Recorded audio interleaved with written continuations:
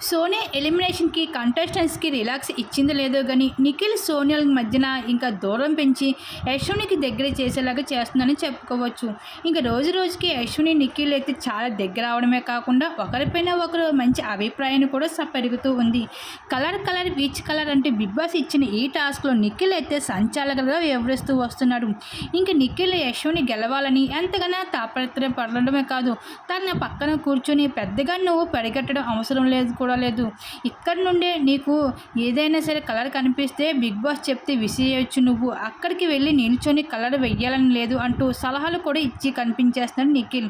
ఎలా అయినా యశ్విని నువ్వే గెలవాలి అంటూ నిఖిల్ తనని ఎంతగానో సపోర్ట్ చేస్తూ ఉంటే పక్కన చూస్తూ విష్ణుప్రియ మాత్రం నోరు వెళ్ళబడుతూ ఉంది.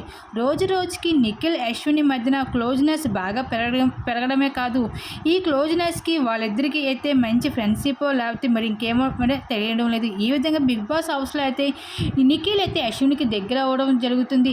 మరి సోనియా లాగా మరి నిఖిల్ యశ్విని కూడా అలా చేస్తే నిఖిల్ ఆటకి అయితే మళ్ళీ తిప్పాలని చెప్పుకోవచ్చు. మరి ఈ ఇద్దరు బిగ్ బాస్ హౌస్లో ఏ విధంగా ఉంటుందో మరి చూడాల్సింది. దీని మీద మీరేమంటే మీ అభిప్రాయం తప్పకుండా కామెంట్స్ అయితే షేర్ చేసుకోండి.